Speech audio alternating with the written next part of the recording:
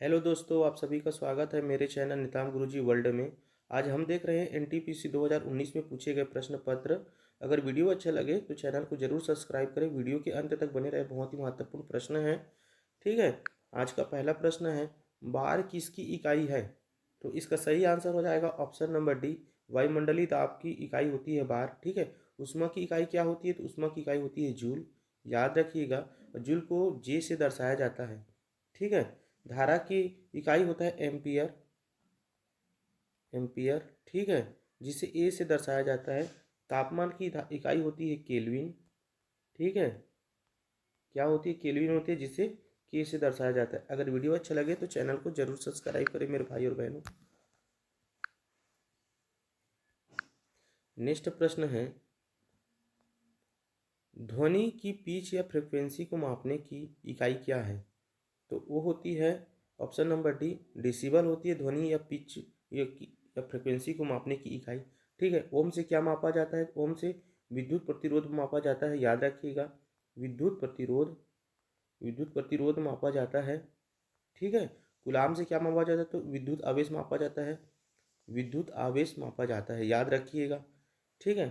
Cycle के आविष्कारक कौन है? तो साइकिल के आविष्कारक है ऑन डेंस। ऑन डेंस जी हैं साइकिल के आविष्कारक। याद रखिएगा, कुछ भी प्रश्न इनमें से बन सकता है, इसलिए मैं डिटेल से हर वीडियो में बनाता हूँ आपके लिए। ठीक है। अगर वीडियो अच्छा लगे चैनल को जरूर सब्सक्राइब करें मेरे भाई और बहनों। ठीक है। ऐसे ही प्रतिदिन प्रीवियस ईयर क्वेश्चन पेपर पाने के लिए। नेक्स्ट प्रश्न है, वर्तमान भारत के रचयिता कौन है? तो इसका सही आंसर हो जाएगा option number D, Swami Vivekananda ji है, जो वर्तमान भारत के रचयिता हैं। ठीक है। बंकिम चंद्र चट्टोपाध्याय ने किसका रचना किए थे? तो वंदे मातरम की रचना की थी। ठीक है। और दीनबंधु जी ने किसकी रचना की थी? ये बहुत बार पूछा गया प्रश्न था। तो नील दर्पण की रचना की है। नील दर्पण की रचना की थी, किसने की थी? तो दीनबंधु जी ने की थी। बंकिम चंद्र चट्टोपाध्याय ने वंदे मातरम की रचना की है। ठीक है। याद रखिएगा, वीडियो अगर आपके लिए उपयोगी है बहुत ही। ठीक है, वीडियो में अंत तक बने रहें।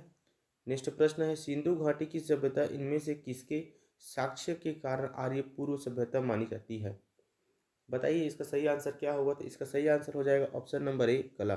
ठीक है। सिंधु घाटी की खोज किसने की थी? तो 1921 में, याद रखिएगा 1921 में दयाराम साहनी जी ने की थी। दयाराम साहनी जी ने की थी। ठीक है, सिंधु घाटी की खोज। नेक्स्ट प्रश्न है,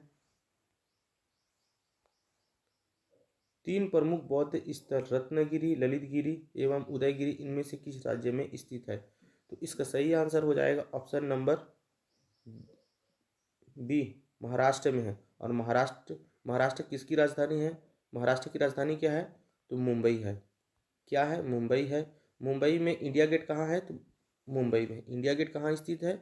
इंडिया इंडिया गेट मुंबई में स्थित है, याद रखिएगा। ठीक है।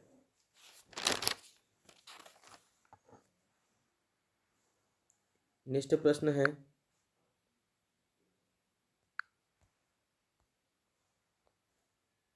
प्रथम मुस्लिम शासक जिसने राजाओं के ईश्वरीय अधिकार के सिद्धांत के समरूप राजत्व के सिद्धांत को तैयार किया था, किसने किया था? इसका सही आंसर क्या होगा? बताइए। इसका सही आंसर होगा ऑप्शन नंबर डी, बलबन ने किया था। ठीक है। बलबन का जन्म कहाँ हुआ था? बलबन का जन्म हुआ था 1216 में दिल्ली में। याद रखिएगा, बहुत ही इंपॉर्टेंट है, कुछ भी प्रश्न आ सकता है बनाने के लिए आपके पास एग्जाम में। नेक्स्ट है, दिल्ली का पहला सुल्तान किसे कहा जाता है? तो दिल्ली का पहला सुल्तान कहा जाता है कुतुबुद्दीन ऐबक को कहा जाता है, याद रखिएगा। इल्तुतमिश इल्तुतमिश की मृत्यु कब हुई थी? तो इनकी मृत्यु हुई थी 30 अप्रैल 1236 को हुई थी। 1236 को कहाँ हुई थी? वो हुई थी दिल्ली में, याद रखिएगा। ठीक है। क्या लिखने का जगह नहीं है, इसलिए अगर वीडियो अच्छा लगे तो चैनल को जरूर सब्सक्राइब करें। और अलाउद्दीन खिलजी भारत कब आया था? वो आया था जुलाई 301 में आया था, 1301 में आया था। जुलाई 1301 में अलाउद्दीन खिलजी भारत आया था। ठीक है, याद रखिएगा। नेक्स्ट प्रश्न है, मुगल साम्राज्य के पतन के दौरान जट को राजनीतिक दल के रूप में संगठित किसने किया था? बताइए इसका सही आंसर क्या होगा। तो इसका सही आंसर हो जाएगा ऑप्शन नंबर डी, बदन सिंह। बदन सिंह थे। ठीक है।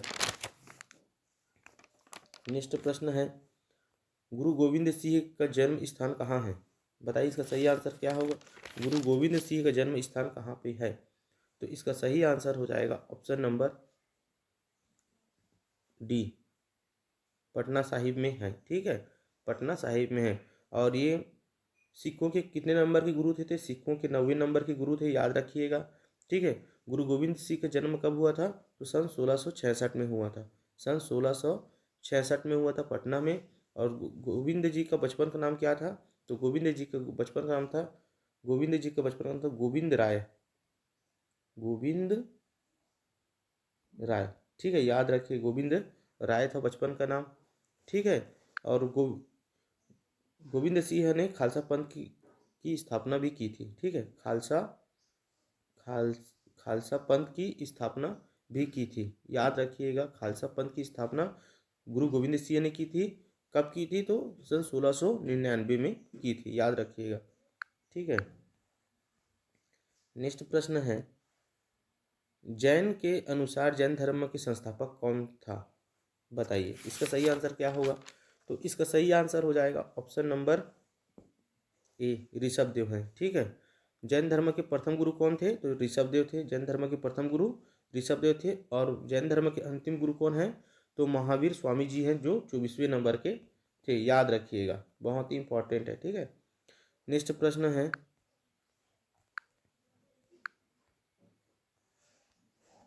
भारत में जैन धर्म किसके शासनकाल में फैला था?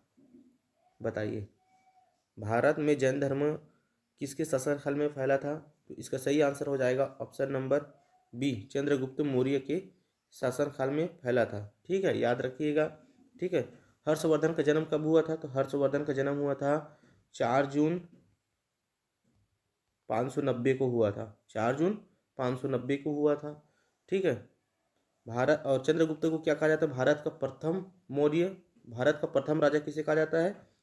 भारत का प्रथम राजा, भारत का प्रथम राजा कहा जाता है चंद्रगुप्त मौर्य को कहा जाता है। और मौर्य संप्रदाय, मौर्य राजवंश का प्रथम संस्थापक कौन है? तो चंद्रगुप्त मौर्य, याद रखिएगा। ठीक है। और समुद्रगुप्त के राजदरबारी कौन थे?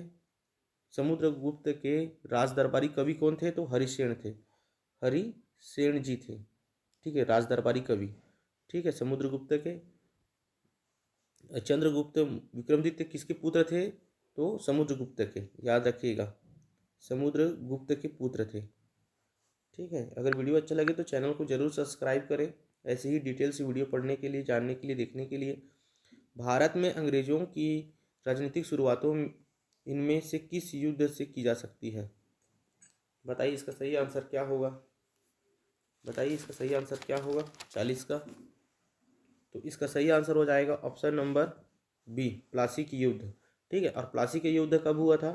तो 23 जून 1757 को हुआ था प्लासी का युद्ध। और कहाँ पे हुआ था? तो भागीरथी नदी के किनारे। भागीरथी नदी के किनारे। ठीक है, प्लासी का युद्ध हुआ था। ठीक है। ठीक है। और पानीपत का युद्ध कब हुआ था? तो 14 जनवरी। ठीक है, 14 जनवरी 1761 को हुआ था पानीपत का तीसरा युद्ध। पानीपत का तीसरा युद्ध 14 जनवरी 1761 को हुआ था। और कहाँ हुआ था? तो हरियाणा में। ठीक है। और हरियाणा, पानीपत कहाँ है? तो हरियाणा में है। ठीक है, याद रखिएगा। नेक्स्ट प्रश्न है, अध्यक्ष एवं उपाध्यक्ष दोनों की अनुपस्थिति में इनमें से कौन लोकसभा की अध्यक्षता कर पाएगा? बताइए इसका सही आंसर क्या होगा हो जाएगा। तो इसका सही आंसर हो जाएगा ऑप्शन नंबर ए, राष्ट्रपति द्वारा नियुक्त लोकसभा के सदस्य। ठीक है। वर्तमान में लोकसभा के अध्यक्ष कौन है? लोकसभा के वर्तमान अध्यक्ष हैं ओम बिरला। याद रखिएगा, ये करंट के प्रश्न है। ठीक है ना, ये करंट के प्रश्न है। वर्तमान में लोकसभा के वर्तमान अध्यक्ष कौन है? ओम बिरला जी हैं। याद रखिए, ओम बिरला जी हैं। ठीक है। नेक्स्ट प्रश्न है, स्वाधीन भारत के राज्य की प्रथम महिला राज्यपाल कौन थी? स्वतंत्र भारत के प्रथम राज्यपाल कौन थी? महिला राज्यपाल कौन बनी थी? तो इसका सही आंसर हो जाएगा सरोजिनी नायडू। ठीक है, याद रखिएगा सरोजिनी नायडू है।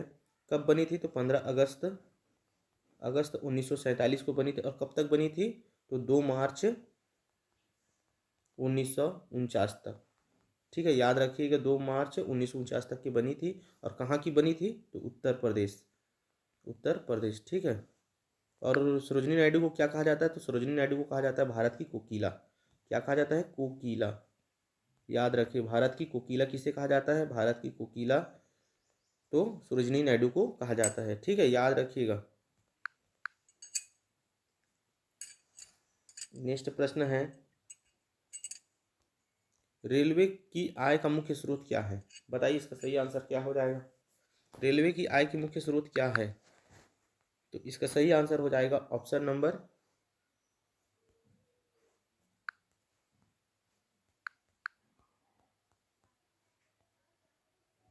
रेलवे का मुख्य आय किसमें होता है? तो इसका सही आंसर हो जाएगा ऑप्शन नंबर ए, माल भाड़ा से होता है। ठीक है।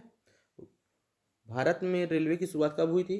तो भारत में रेल की शुरुआत हुई थी 16 अप्रैल 1853 को।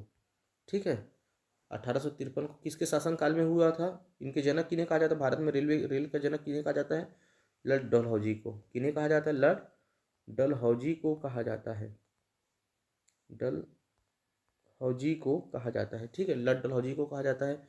वर्तमान में भारत के रेल मंत्री कौन है? तो अश्विनी वैष्णव जी हैं। अश्विनी वैष्णव जी हैं। ठीक है, याद रखिएगा।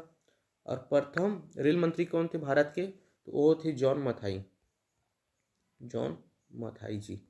ठीक है, इतना डिटेल से पढ़ेंगे तो आपके एग्जाम में एक प्रश्न आएंगे तो छूटेंगे नहीं। ठीक है। नेक्स्ट प्रश्न है,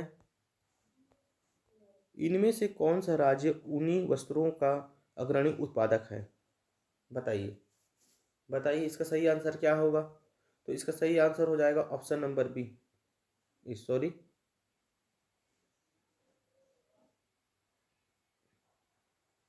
ठीक है।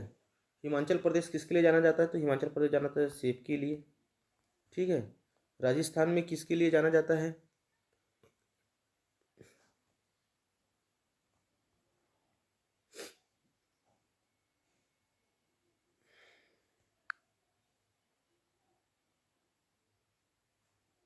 नेक्स्ट प्रश्न है, 20 फरवरी 1947 आधुनिक भारत के इतिहास में एक महत्वपूर्ण तिथि है। इस तिथि के साथ कौन इनमें से कौन सी घटना जुड़ी हुई है? 20 फरवरी 1947। तो इसका सही आंसर हो जाएगा ऑप्शन नंबर ए, ब्रिटिश सरकार ने जून 1948 तक भारत छोड़ने की इच्छा की घोषणा की थी। ठीक है। नेक्स्ट प्रश्न है, ब्रिटिश साम्राज्यवाद के दौरान भारत के आर्थिक शोषण के सिद्धांत को प्रस्तुत किसने किया था? बताइए इसका सही आंसर क्या हो जाएगा। तो इसका सही आंसर हो जाएगा ऑप्शन नंबर बी, दादा भाई नौरोजी ने। ठीक है। भारत के प्रधान भारत के प्रथम प्रधानमंत्री कौन है?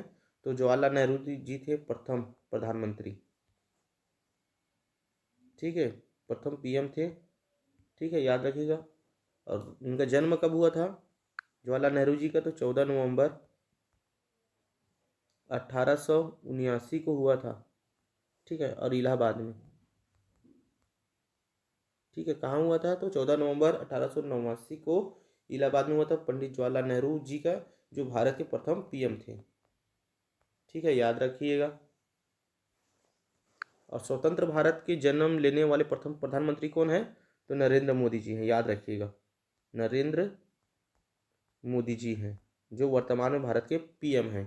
ठीक है, उनका जन्म कब हुआ था? नरेंद्र मोदी जी का जन्म हुआ है 17 सितंबर 1950 को। याद रखिएगा, 17 सितंबर 1950 को नरेंद्र मोदी जी का जन्म हुआ है, क्योंकि प्रश्न आ सकता है। नेक्स्ट प्रश्न है, महात्मा गांधी को पहली बार किसने राष्ट्रपिता से संबोधित किया था?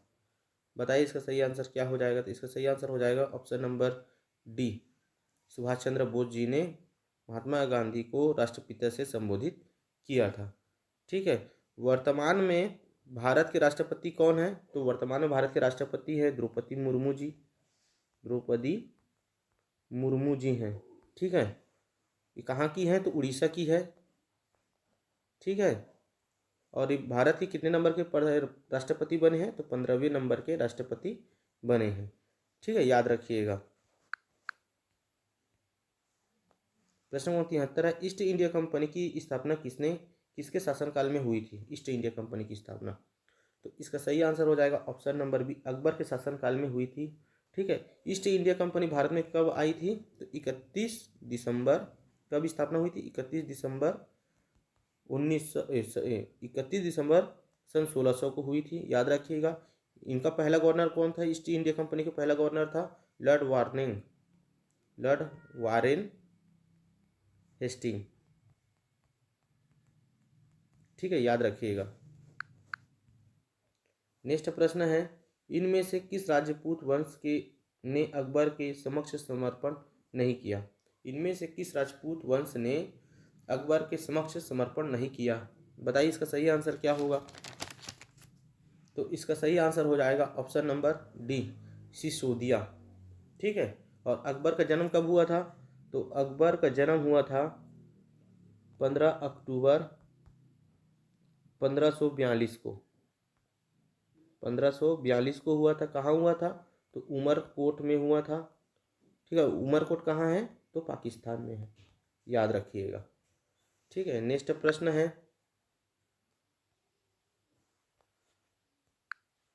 औद्योगिक क्रांति कहाँ घटी थी? बताइए। तो इसका सही आंसर हो जाएगा ऑप्शन नंबर ए, इंग्लैंड में घटी थी। ठीक है, और इंग्लैंड की राजधानी क्या है? तो इंग्लैंड की राजधानी है लंदन। ठीक है, और लंदन किस नदी के किनारे है? तो लंदन है टेम्स नदी के किनारे स्थित है। याद रखिएगा, बार बार पूछते हैं। इंग्लैंड की राजधानी क्या है? लंदन है। और लंदन किस नदी के किनारे बसी है?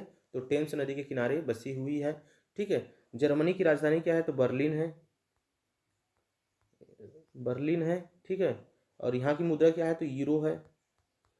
ठीक है, और फ्रांस की राजधानी क्या है? तो फ्रांस की राजधानी पेरिस है। याद रखिएगा। ठीक है, अब पेरिस को क्या कहा जाता है? पेरिस को कहा जाता है प्रकाश का शहर। प्रकाश का शहर किसे कहा जाता है? प्रकाश का शहर पेरिस को कहा जाता है। याद रखिएगा। ठीक है, अगर वीडियो अच्छा लगे तो चैनल को जरूर सब्सक्राइब। प्रश्न नंबर 76 है, भारत की पहली जूट मिल कहाँ स्थापित की गई थी? कहाँ स्थापित की गई थी? तो इसका सही आंसर हो जाएगा ऑप्शन नंबर डी, पश्चिम बंगाल में की गई थी। और कब हुई थी? तो ये हुआ था 1859 में। ठीक है, भारत में पहली पहली जूट मिल 1859 को रिसाड़ा, पश्चिम बंगाल, कोलकाता में। ठीक है, याद रखिएगा। ठीक है, अगर वीडियो अच्छा लगे, इतना दूर आ गया है तो चैनल को जरूर सब्सक्राइब करें। प्रतिदिन आपको ऐसे ही डिटेल वीडियो पाने के लिए आपके होने वाले एग्जाम के लिए बहुत ही फायदेमंद रहेगी। ठीक है, नेक्स्ट प्रश्न है, प्रश्न 77 है, वर्ष 1905 में नेशनल सोप फैक्ट्री की स्थापना किसने की थी? बताइए इसका सही आंसर क्या होगा? तो ऑप्शन नंबर डी, नील रतन सरकार जी ने की थी। एनटीपीसी 2019 में पूछे गए सभी प्रश्न हैं, आप उठा के देख लीजिएगा प्रश्न। मैं इतने डिटेल से आपको बता रहा हूँ क्योंकि इसी प्रश्न से ही आपके आने वाले एग्जाम में प्रश्न आएंगे। ठीक है, अगर वीडियो अच्छा लगे तो चैनल को जरूर सब्सक्राइब करें, शेयर करें अपने दोस्तों के बीच में। नेक्स्ट प्रश्न है, पथरेदावी की रचना किसने की थी? बताइए इसका सही आंसर क्या होगा? तो पथरेदावी की रचना की थी शरत चंद्र चट्टोपाध्याय जी ने की थी पथरेदावी की रचना। ठीक है, और रविंद्रनाथ ने किसकी स्थापना की थी? तो रविंद्रनाथ ने विश्व भारती विश्वविद्यालय की विश्व भारती विश्वविद्यालय की स्थापना किसने की थी? तो रविंद्रनाथ टैगोर जी ने की थी। याद रखिएगा। बंकिम चंद्र चट्टोपाध्याय के उपन्यास का नाम क्या है? तो बंकिम चंद्र चट्टोपाध्याय के उपन्यास का नाम है राजमोहन की पत्नी। याद रखिएगा, इनके ये उपन्यास है ना, याद रखिएगा, ये उपन्यास है।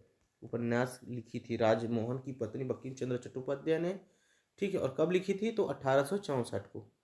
याद रखिएगा, बहुत ही इंपॉर्टेंट है सभी प्रश्न। नेक्स्ट प्रश्न है, श्रीमद् भगवत गीता में क्या है? इनमें से कौन सा सही है श्रीमद् भगवत गीता में? तो इसका सही आंसर हो जाएगा ऑप्शन नंबर सी, 18 अध्याय एवं 700 संस्कृत श्लोक हैं। 18 अध्याय एवं 700 संस्कृत श्लोक है। ठीक है।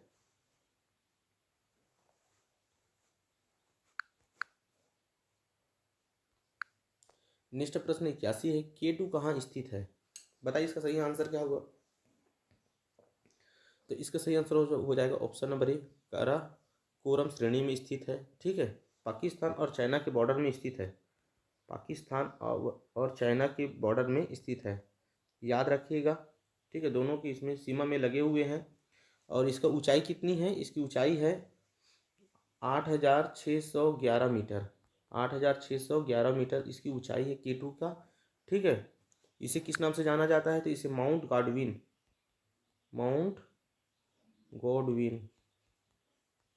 गॉडविन ऑस्टिन के नाम से जाना जाता है, ऑस्टिन।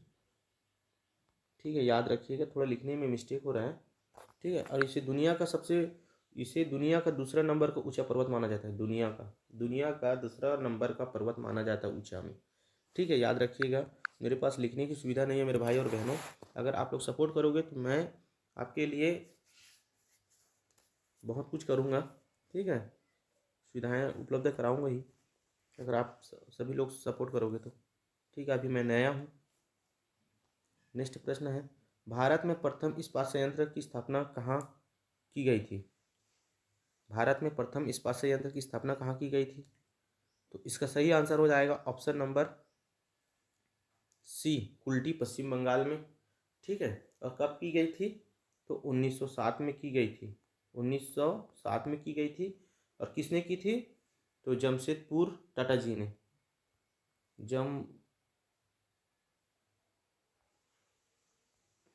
जमशेदपुर टाटा जी ने की थी, याद रखिएगा। ठीक है। प्रश्न क्रमांक 83 है, इनमें से कौन भारत की सबसे प्राचीन फुटबॉल प्रतियोगिता है? तो इसका सही आंसर हो जाएगा option number B, Durand cup है। ठीक है। डूरंड कप पहली बार कब खेला गया था? तो 1888 में खेला गया था, याद रखिएगा। कहाँ पे खेला गया था? तो शिमला में। ठीक है। और वर्तमान में फुटबॉल के कप्तान कौन है? हमारे भारतीय फुटबॉल कप्तान कौन है वर्तमान में? याद रखिएगा। तो गुरप्रीत सिंह संधू। ठीक है, वर्तमान में भारतीय फुटबॉल टीम के कप्तान हैं गुरप्रीत सिंह संधू। ठीक है। नेक्स्ट प्रश्न है, इनमें से किस क्रिकेटर ने टेस्ट क्रिकेट में सबसे ज़्यादा विकेट लिया है? तो इसका सही आंसर हो जाएगा option number D, Matthew Muralitharan, जो श्रीलंका के प्लेयर हैं। ठीक है, श्रीलंका के। ठीक है। इसने कितने टेस्ट मैच खेले हैं? तो 133 टेस्ट मैच खेले थे। 133 टेस्ट मैच खेले थे। और विकेट कितना लिए थे? तो 800 विकेट लिए थे। 800 विकेट लिए थे। ठीक है। और टेस्ट मैच की शुरुआत कब हुई थी? तो टेस्ट मैच की शुरुआत हुई थी 15 मार्च 1877 को हुई थी। और किनके बीच खेली गई थी? तो इंग्लैंड और ऑस्ट्रेलिया। पहला मैच इंग्लैंड और ऑस्ट्रेलिया। ठीक है, याद रखिएगा। और कहाँ खेली गई थी? तो मेलबॉर्न में। ठीक है, मेलबॉर्न में।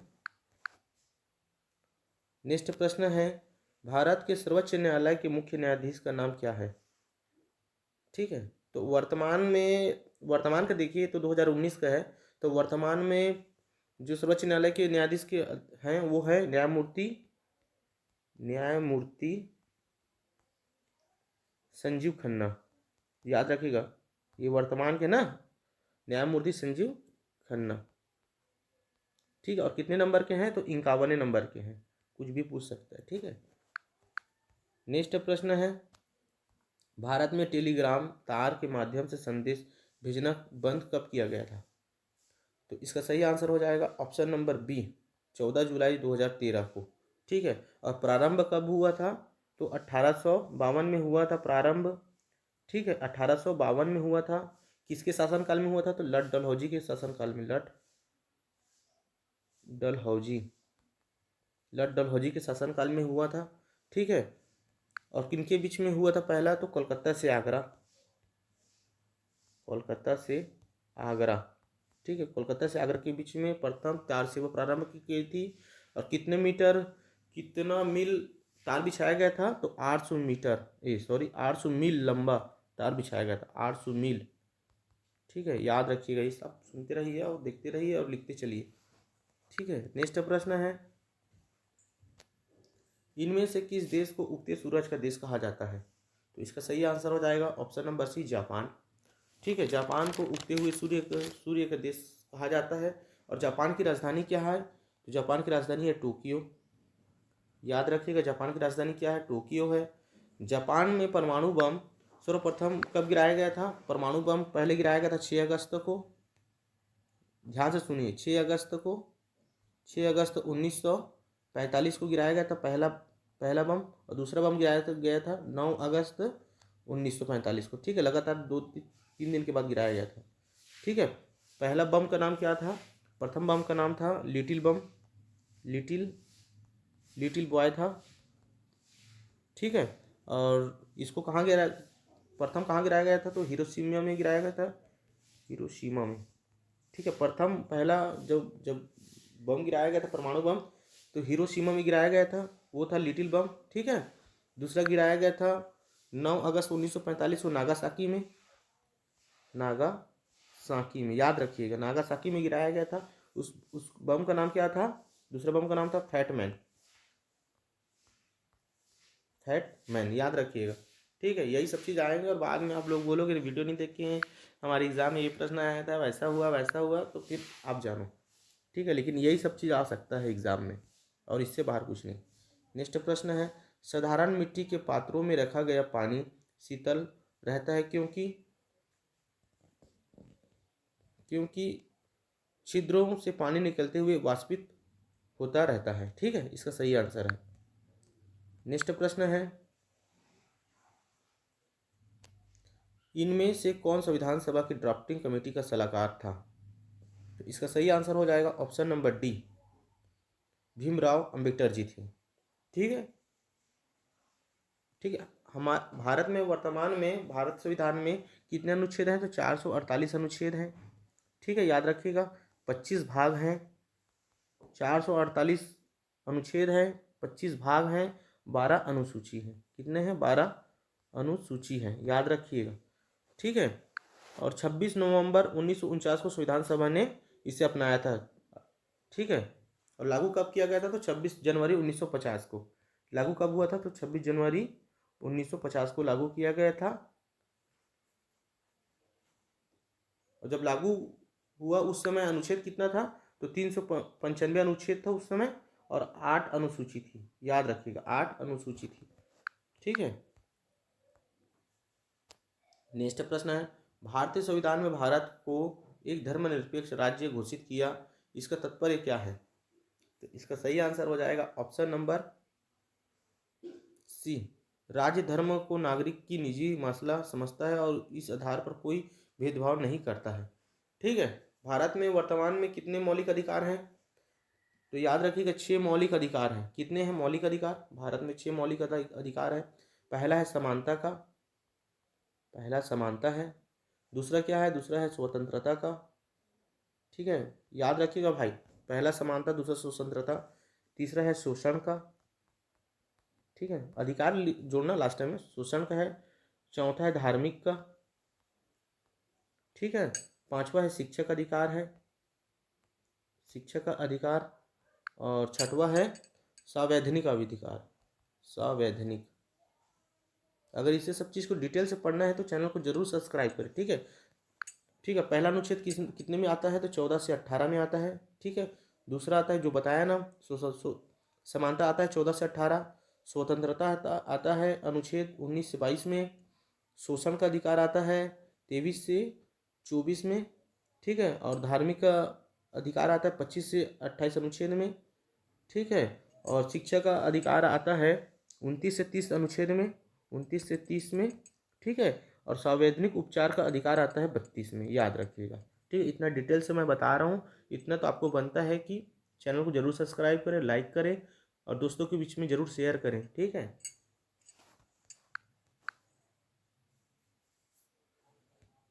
नेक्स्ट प्रश्न है 91 है, इनमें से किस अधिकार को भारतीय संविधान ने वर्तमान मौलिक अधिकार की स्वीकृति नहीं दी है? तो इसका सही आंसर हो जाएगा ऑप्शन नंबर सी, संपत्ति का अधिकार नहीं दिया है। बाकी तो मैं अभी बता ही दिया हूँ, आपको बताया ना। समानता का अधिकार आता है 14 से 18 के बीच में।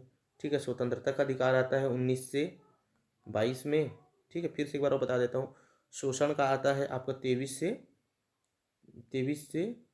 24 के बीच में आता है। ठीक है। और धर्म का आता है आपका 25 से 28, याद रखिएगा। फिर से एक बार और बता देता हूँ, रिपीट कर देता हूँ। और शिक्षक आएगा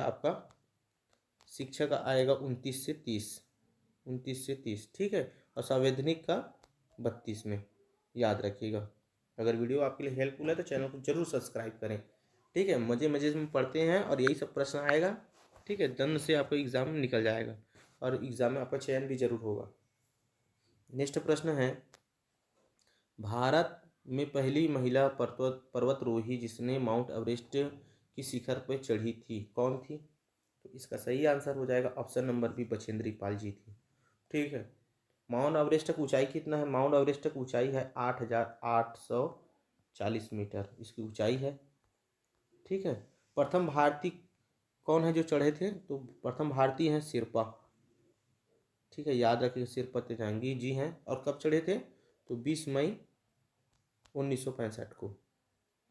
ठीक है। याद रखिएगा, प्रथम भारतीय। भारत के राष्ट्रपति के पद के लिए अधिकतम उम्र सीमा क्या निर्धारित की गई है? तो इसका सही आंसर हो जाएगा ऑप्शन नंबर डी, कोई अधिकतम उम्र की सीमा नहीं है। ठीक है। नेक्स्ट प्रश्न है, और वर्तमान में भारत के राष्ट्रपति कौन है? तो बताया ना, द्रौपदी मुर्मू जी हैं।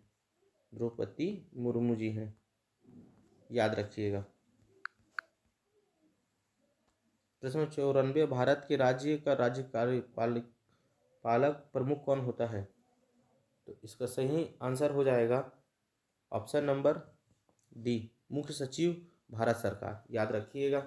वर्तमान में भारत के प्रधानमंत्री कौन है? तो नरेंद्र मोदी जी हैं। इनके बारे में अभी डिटेल बता दिया और राष्ट्रपति के बारे में भी बता ही दिया हूँ आपको। ठीक है। नेक्स्ट प्रश्न है, इनमें से किसने भारत के उपराष्ट्रपति का कार्यभार संभाला है?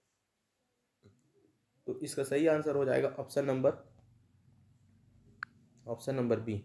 ठीक है। 1 और 4, मोहम्मद हिदायतुल्ला एवं शंकर दयाल लाल शर्मा। लेकिन वर्तमान में भारत के उपराष्ट्रपति कौन है, याद रखिएगा, ये पूछ सकता है। तो वर्तमान में भारत के उपराष्ट्रपति हैं जगदीप जी, जगदीप। ठीक है। जगदीप धनखड़ जी हैं, धनखड़ जी हैं। और कितने नंबर के उपराष्ट्रपति बने हैं? तो 14 नंबर के उपराष्ट्रपति बने हैं। अगर वीडियो अच्छा लगे तो चैनल को जरूर सब्सक्राइब करें, लाइक करें, शेयर करें और कमेंट में अपना राय जरूर बताएं कि वीडियो कैसा लगा। ठीक है। आपका दिन शुभ मंगल हो और आने वाले एग्ज़ाम में आपका जरूर चयन हो। ठीक है। थैंक यू मेरे भाई और बहनों।